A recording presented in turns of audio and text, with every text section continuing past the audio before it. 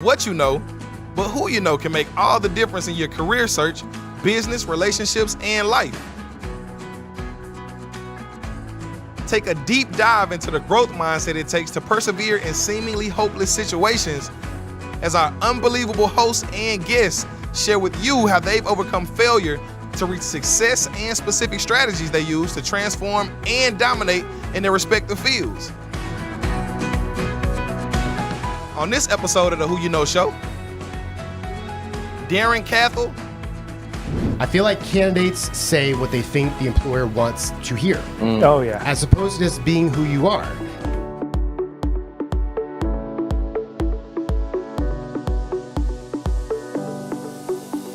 We have some amazing guests coming up, but first, let me introduce you to the executive producer and your host, Trevor Houston. Growing up in extreme poverty with a disabled single mother, Trevor's childhood started off on the wrong path when he got involved with several criminal roommates who lived inside of his broken home. As a teenager, Trevor had already been in and out of juvenile detention facilities and was facing 5 years in jail before being forced to move to his father's home at the age of 16. Here, his father presented him with a fresh start. He taught Trevor how to work hard, earn and save money, cultivating Trevor's entrepreneurial spirit and second chance at life. Today, Trevor is a successful entrepreneur with multiple businesses and is on a mission to help others overcome rejection, failure, and hopelessness so they can break through barriers and reach their ultimate potential. Now let me introduce your co-host. Mark Elder was born in South Korea, left on an orphanage doorstep and adopted at 5 months old into the United States, where he later served as a medic in the Air Force. Now, Mark is the president of Clear Path Wealth Strategies and a faithful part of the Who You Know Show, serving hands-on, helping to educate, coach, and organize job networking events that make a difference in their community. Foster Williams is the founder of SearchForYouInc.com. That powers the career search network with over 31 years of global talent acquisition expertise. Today, Foster leads and facilitates multiple job seeker networking organizations all over the USA.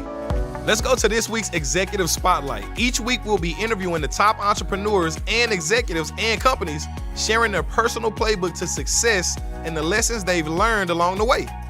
Darren Cathell's career coaching builds upon an extensive background of HR consulting and staff augmentation projects. He combines a passion for developing leaders with expertise in the career process and over 20 plus years of experience in HR and talent acquisition. Everybody warm, who you know welcome for Darren. All right, Darren. Woo. And he's actually our VIP sponsor of this event, helping put everything together for us. So another warm welcome, Darren. We appreciate you. So I want to hear from you how you got started being a career coach, because there's usually a story, a journey. I've noticed, because I've interviewed a lot of coaches, there's usually a journey that led you here. So talk to us about that journey. Yeah, so I'm from New York, and I always like to say I associate with my New York self, which means my voice and my opinions are important to me. And it also means I don't use a lot of discretion at times. So a lot of my career, I wore out my welcome in corporate America. And, at one point of my career, I kind of figured myself out and kind of solved the problem of opening my mouth up a little bit too much until I got to my last corporate gig in 2018. And went from the best boss to the worst boss, and I was like, I'm done.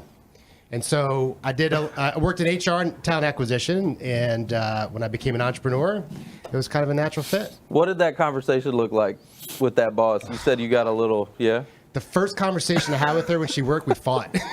Oh, no. My office door was open. My coworker's like, what are you doing? Who are you talking to? I was talking, Can anybody relate to that? Anybody had a bad boss maybe you kind of went a little back and forth with? Yeah. Wow, dude. Yeah. Wow. No. Okay, all right. So you left. I left, yeah. That conversation, I was actually really nervous to have it. I went in there, my heart was beating a million miles an hour, and I was like, it's clear I'm not a good fit. And so we talked about it, and I negotiated a small severance, and that was it.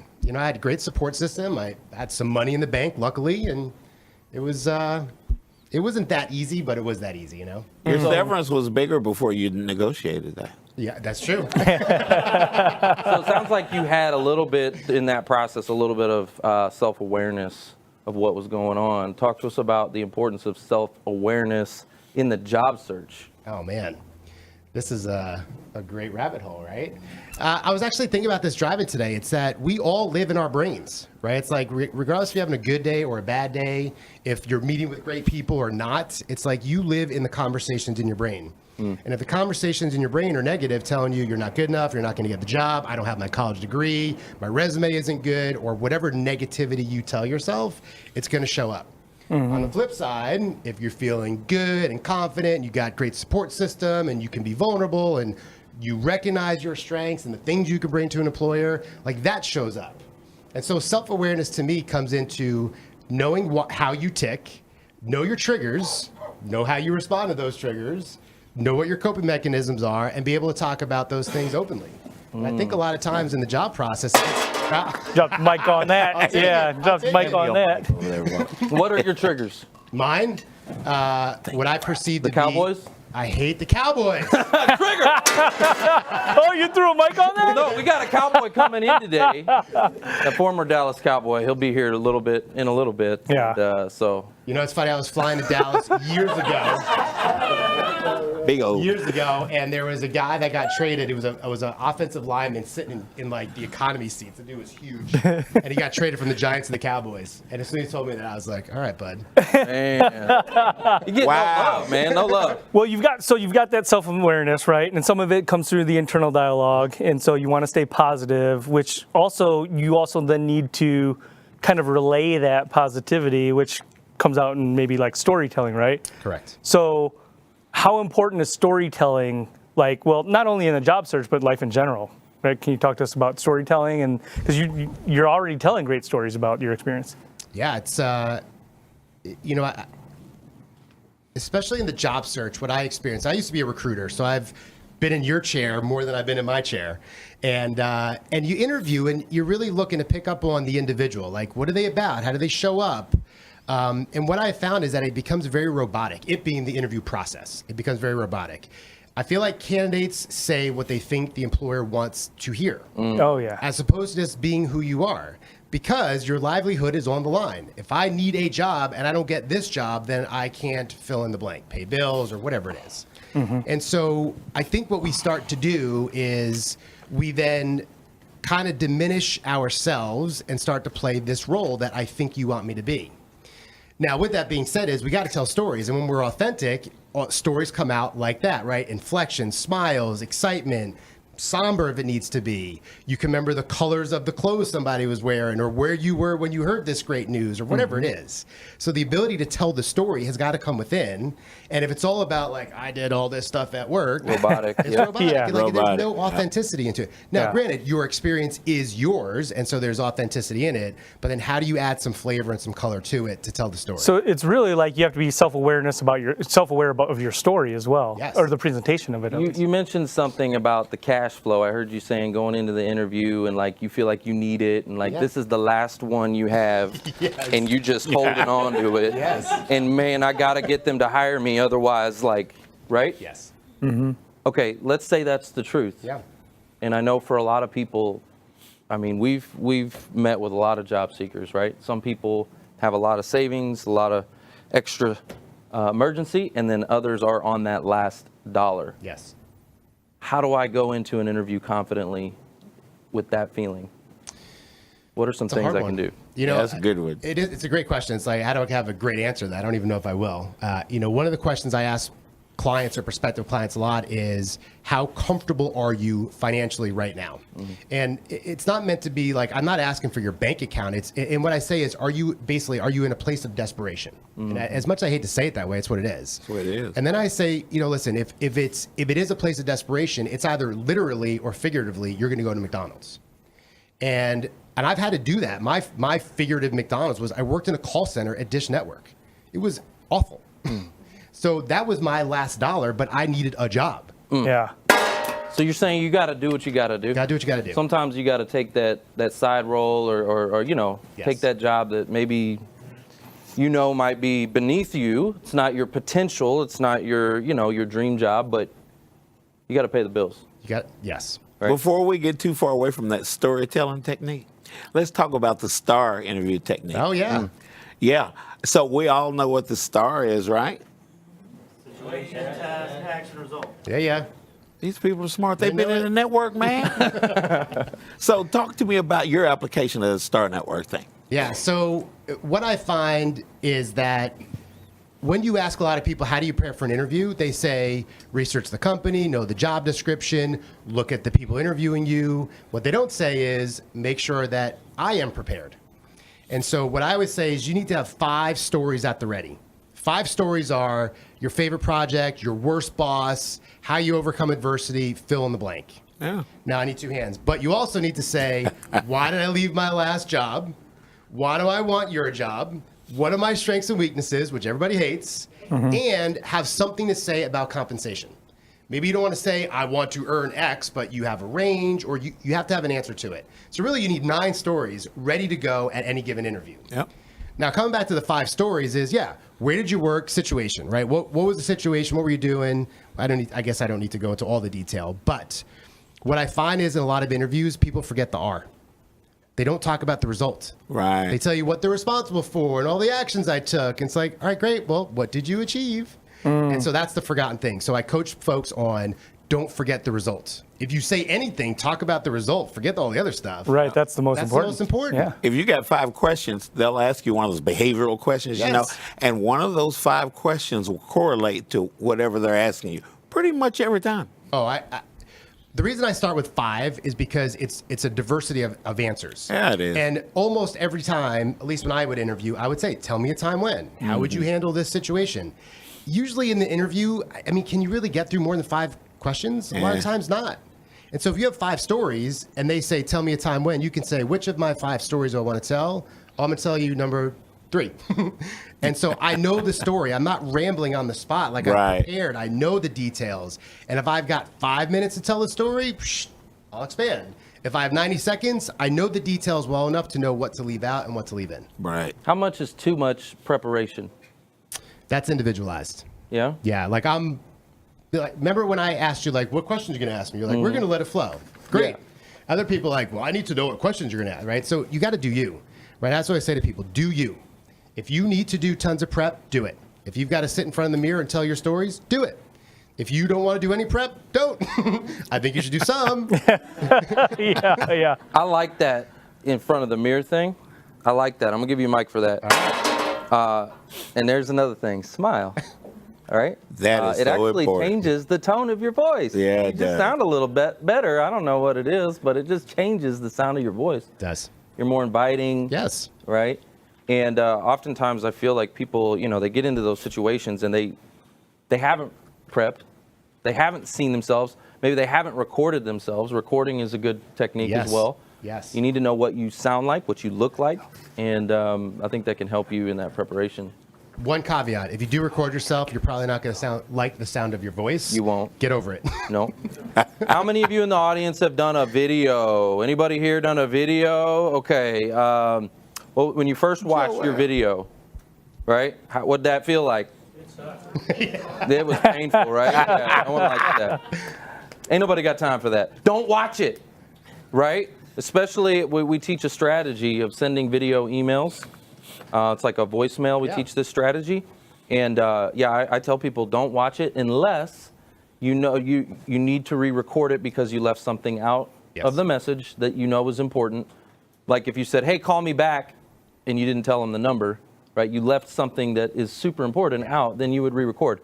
But other than that, don't watch it over because you'll get in your head and you tell yourself, oh, I don't look right, the lighting, I look whatever, I don't sound right. Make yourself so nervous you will ugly, stop. or whatever. You'll just get in your own head. Yes.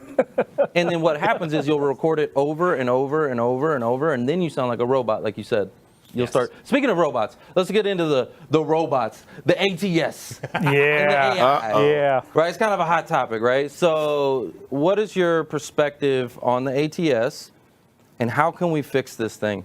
Oh, man. Well, you just posted about this, and I responded to it on LinkedIn, which I thought was great. I think what a lot of the experts are saying is wrong, to be honest with you.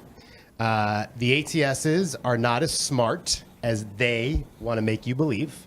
There are still human beings behind the scenes pulling the levers.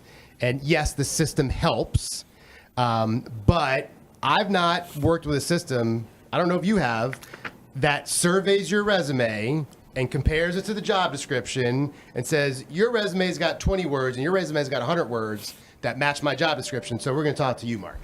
I've not seen that system. Trovix, and it sucks. Okay, there you go. There you go. There you go. So here's the basics, right? The ATS is the repository. It's the pool that your resume is going to go into. It's there. It's not going away. The good ones will, at bare minimum, parse the information from your resume into the required fields of the application. If it's not, it might be your resume. That's one thing. Two is a lot of companies will put pre-screen questions or knockout questions, right? Mm-hmm. If the job says you need to have 10 years of experience and they ask you the question, do you have it? And you say no, chances are you're going to get knocked out. Mm-hmm. So you have a choice. If you don't have 10 years of experience, do you say you do or do you not? It's up to you, right? Yeah. The other thing is it does help on the back end. They're usually clunky. And the bad part of the ATS too is like, back in the day, right, you'd have to get dressed up and go knock on doors and paper fill out applications. Nowadays, everybody and their mother can apply to any single job, which makes the job of the recruiter a little bit harder, right? Because now you got 200 candidates, where back in the day, maybe you had 30 candidates. And even globally. Globally, well put. So I have a theory, and I got a lot of job seekers in the audience and some alumni. I got a theory that I think would fix the job search, but people aren't going to really like it. I want to hear it. It's going to take some of this. Okay, let me explain it. So let's imagine that as a job seeker, you had to pay $20 to apply to a job.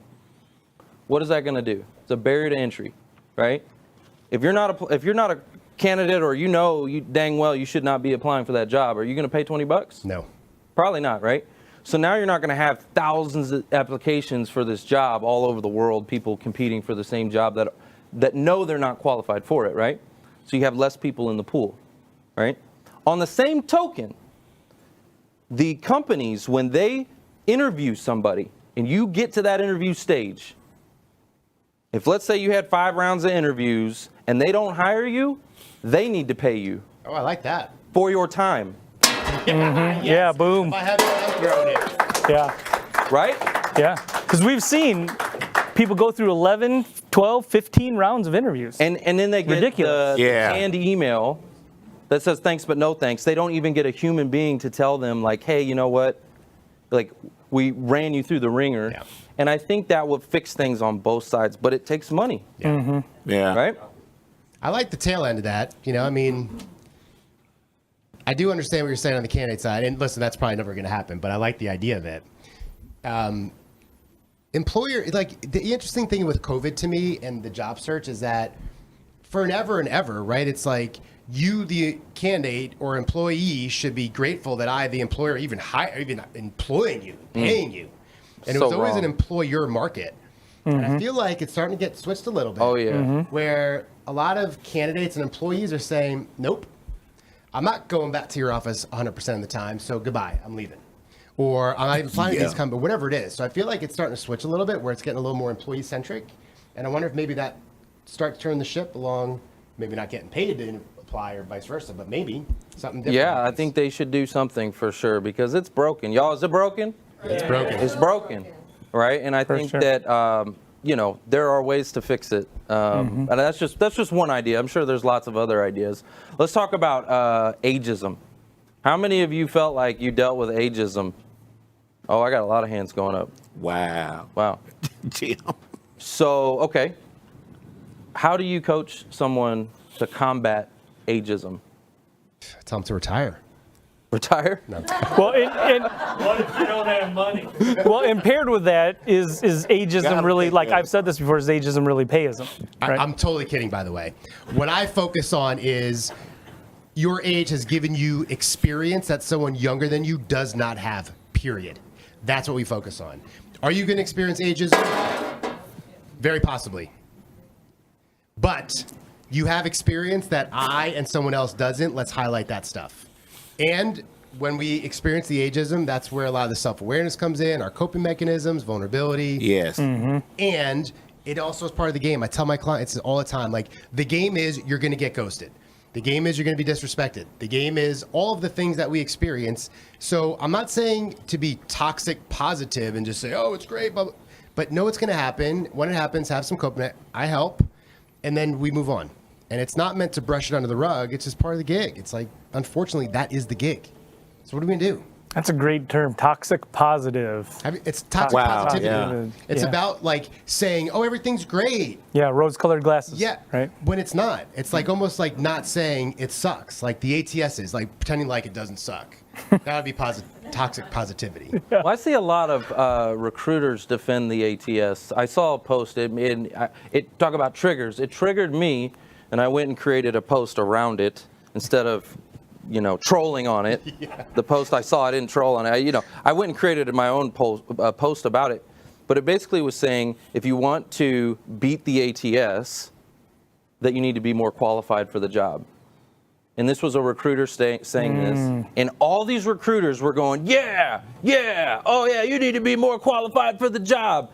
And it triggered me. I was like, you have no empathy for what a job seeker goes through. Like, how do we get the empathy back in on the employer side? Because you're right, they feel like, we're in control and, you should be grateful to get a job here, right? How do we get empathy on the other side? I want to answer it on both sides. There is an issue that the ATS has uncovered, which is everybody applies. And I think that's where those recruiters are. I can't say because it wasn't my comment, right? But I experienced it myself where it's like, you're looking for a senior level position and you have people that not only are they junior, but they don't even have any relevant experience. And, to be a little New York, like, you're wasting my time. Yeah. So that's the gripe of the recruiter. Right. Now, that's not an excuse for the recruiter because they're still a human treating other humans poorly, in my opinion. That's the lack of empathy. And don't even get me started on like candidates that get along the interview process and they're told they're going to move forward or I'll get back to you by Wednesday or whatever it is. And then it's ghosts and crickets. Yeah. And if you happen to get an auto response when I close the rec in the back end, which says, thank you for your time. But it's so impersonal. Like, that's the lack of empathy that I can't stand. The qualification, I can see both sides because to your earlier point, there was some skin in the game on both sides. Like, if you're applying, pay. Well, I'm sure as heck not going to apply to a job and pay for it if I don't have a chance of getting it. Right. And the flip side is I'm not going to waste somebody's time in interviewing them through 12 interviews and then just ghost or I'm paying them up. Yeah, maybe there's, I don't know if that's 100% the solution, right? Because I know there's for a lot of job seekers, again, they may be on their last dollar. And so if I can't pay to apply for this job, it probably wouldn't work, right? But there's got to be some programs or something. I'm just trying to think creatively how to fix this problem because it's a big problem. I've got a curveball I'd love to throw in this conversation. So I see Craig Fisher back. It's my eye behind my head back there, Craig. I see you back there. And we've had this conversation because we've got an example in the audience. Through this relationship, that's my word, isn't it? Through this relationship building that we do, and LinkedIn is a tool to help us do that, we may get a job we never even had an interview. Yeah, Joel Fry. We got somebody in the audience. Right? Shout out Joel Fry. She got a job here recently. Yeah. And she didn't even have to interview, y'all. Uh-huh. Come on now. That's a who you know. I'm going to do a mic drop for that. It's Now, flying out. what about, so here's the deal though, right? You have these people that are applying for positions that they may not be qualified for. You have the recruiters with their frustrations in dealing with that. But now you have this great resignation where everybody who is working in it, it really kind of centers around, I hate to say this, but the lower scale wages of people that are saying, I'm not going to do that. I've got a taste of what I could be doing, and so, or I could be getting. So now I'm going to go for that. But you got all these non-qualified people applying for these jobs that they're not qualified for. Yeah. Where do you see things going with this great resignation in the next 3 to 5 years? Man, I have no idea. I really don't. The thing I'm most fascinated by is how the dust settles in terms of fully remote, hybrid, or back in the office. And I feel like when that dust settles, you're going to have this like separation of person, right? Because if I'm a corporate employee, if I was to go back to corporate, I am 100% not going to the office 100% of the time. Right. And if I just read an article about Bank of America. Yeah. Non-vaccinated are being called back to the office, But right? they even said, I think I saw an article that said, we are a work from work company. And they're doing away with even hybrid, which I don't see how they do. Yeah. So my point being is like, let's just use Bank of America. And sorry to pick on anyone if you know someone that works there, whatever. But if Bank of America is saying you have to be there 100% of the time, I'm never going to apply to that company.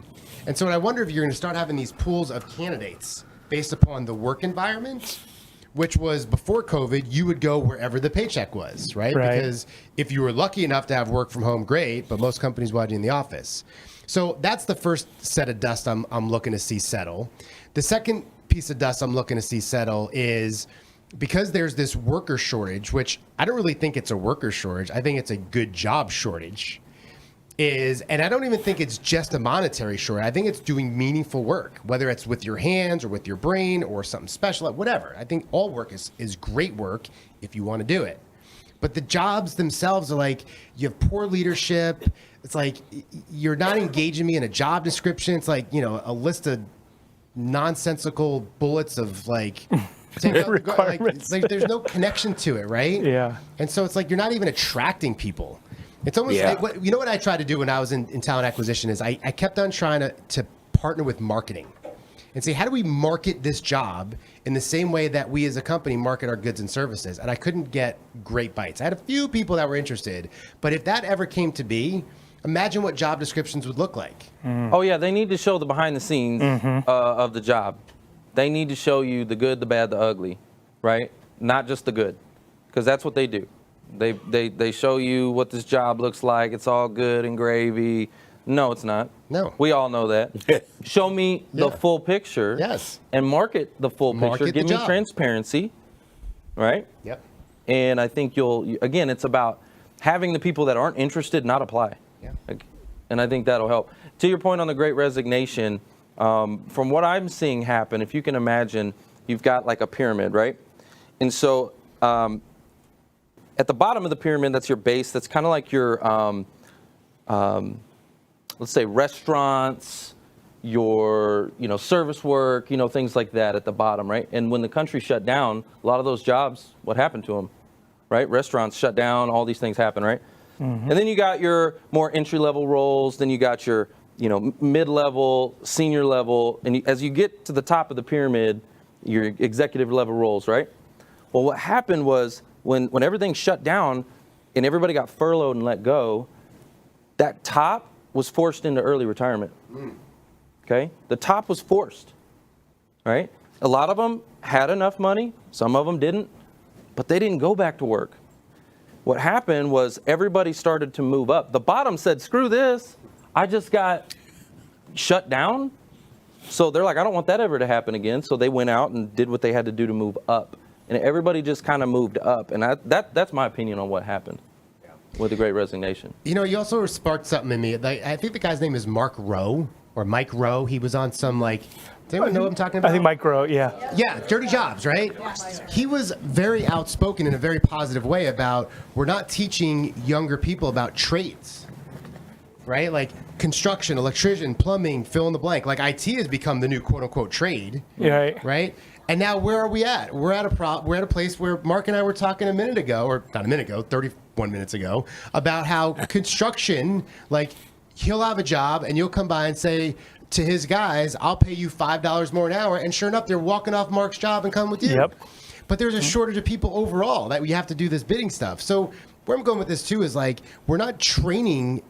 I shouldn't say we aren't. It doesn't seem like the training of trades is really considered positive in a way. It's almost like looked down upon. Like, proverbial white collar jobs is the greatest thing. But I have a lot of friends that work with their hands and they are happy as can be. Happy as can be. Yeah. And they hate the fact that I'm on my phone all the time. Like, man, that sounds awful. Yeah. So my father, painted houses, his whole entire life. Hard labor. But he's one of the most content, happy, fulfilled people I know. He didn't make a ton of money or anything like that. Worked with his hands, but he was content. So, I mean, there's something to that for sure. I've always looked at him and been like, man, how do I get some of that contentment? Like, I need some of that, because I'm always like, I gotta grow, I gotta get it, I gotta go. And like, he's just calm, cool, like contentment. Mm-hmm. And there's something to that. Yeah. You know? I could tell you this story. It's so a client of mine had gotten let go from her job and super upset. When we first met, she was crying. A lot of her identity was in the job. And without going into all the throes, in our last meeting, we were talking about success. And throughout her whole life, success meant climbing the corporate ladder, image, money, title, seniority. And now, granted, she's in a much different scenario as I finish this story than many others, is her fiance makes a ton of money, and her future mother-in-law said, listen, you don't have to work if you don't want to. And it was a real relief. But ultimately, where I'm going with this is what she thought was success was not. And what we decided was success was ultimately happiness. Yeah. Like, what is everybody searching for? They're searching to be happy and confident and competent and feel like they belong. And that's where that self-awareness comes into play, when really taking some time. And that's what, you know, COVID did for a lot of people, is giving them an opportunity to sit down, be quiet, and listen to what the universe is trying to tell them. Yeah. Right? So I love it. I think for a lot of people, they said, you know, 70% of Americans were unhappy with what they did for a living. Well, guess what? We got the reset button. Like Sega Genesis, you know that reset button? Yes, I do. Got the reset button. And so a lot of people were able to reinvent themselves and do some new things. So, okay, I want to make sure we get some time for we got time for one audience member question. Raise your hand if you've got a question for Darren. Come on, don't be shy. Come on now. I know we got a bunch of people that have burning questions. Jerry, we got right Jerry. We got a question. If we can run that mic over. Beautiful. Hi there. I have a question about managing your mental wealth, right, throughout this process of looking for a job, applying for jobs. How do you communicate effectively? Like, okay, I'm on interview number 9. I'm starting to get kind of burned out. How do you communicate that to a potential employer without kind of removing yourself from the play? How do you do that? Great question. It's a good question. Yeah. It's a delicate balance, right? Because on one hand, it's, if I'm interviewing you from a human perspective, yes, I feel your pain, but to be a little New York, I also like, your 9 interviews is not my thing. So there's a fine balance. What I didn't complete my thought on necessarily earlier was the robotic aspect of the job search. Is I think when we're robotic, we leave out vulnerability, which is scary for me included. It's scary, right? And so the vulnerable piece could be along the lines of part of that story. I've had a challenging job search. I really love this opportunity. So there's no desperation in how you word that, unless you were desperate, of course. But if you worded it in such a way, right, like you could say you have had 9 interviews without saying I've had 9 interviews, right? So I think it's trying to find that right piece of vulnerability that feels safe, but also maybe a little uncomfortable, but has good meaning. And then something else I didn't say earlier about STAR and talking about strengths and weaknesses, and this is not totally related to your question, but a lot of people talk about weaknesses and they're usually pretty light, fluffy, is they don't talk about how they overcome them. So any challenge in any interview or any conversation that's related to job, like identify the challenge because it's there, and then what are you doing to overcome it, right? Like I've been on several interviews of having this challenging job search, and I know that means that I just haven't found the right job yet. Maybe this is the one. And if you tell a joke, maybe, like whatever you do, right? Like that could be a nice way of telling that story, maybe. Love it, love it. Could be Darren, you. How does the audience get connected with you? What's the best way to reach you? LinkedIn, website? How do you prefer people connecting with you? Interestingly enough, I'm the only Darren Canthal on LinkedIn. How lucky for me. You are. My last name comes from Germany. My grandma and grandpa emigrated during World War II. And as far as I know, our little clan are the only Canthals in this country. And so I'm the only Darren Canthal on LinkedIn. And my website is candidcareercoaching.com. candidcareercoaching.com. Beautiful. All right, what we're going to do now is I know you have a giveaway for the audience, and one lucky member is going to receive 3 coaching sessions. Is that right? All right, so here's what we're going to do. I got a little spin wheel. If we can pull that up, that would be amazing. Got a little donut spin wheel going on here. There we go. All right. So I got some job seekers in the house, and I'm just going to spin this thing, and let's see who's going to win. And we got Kat. Kat Alexander. Congratulations. Hey! All right, Kat. There we go. All right, guys, if you can do me a big old favor, now's the time where you get your phones out. I want you to take a picture, take a screenshot, whatever you got to do if you're online. Get this image right now, and this is your post. This is for LinkedIn. This is for your social media. I want you to tell everybody what you learned from Darren, what was the most impactful moment, and post this thing. Blow him up. I want his notifications just going crazy. All right? That's what I want. So make sure you do that. Darren, thank you so much. Thank you. It's been a pleasure. Appreciate it. Guys, round of applause for Darren. Thanks for watching the Who You Know Job Networking Show. And a very special thank you to our co-host and guest for joining today's episode.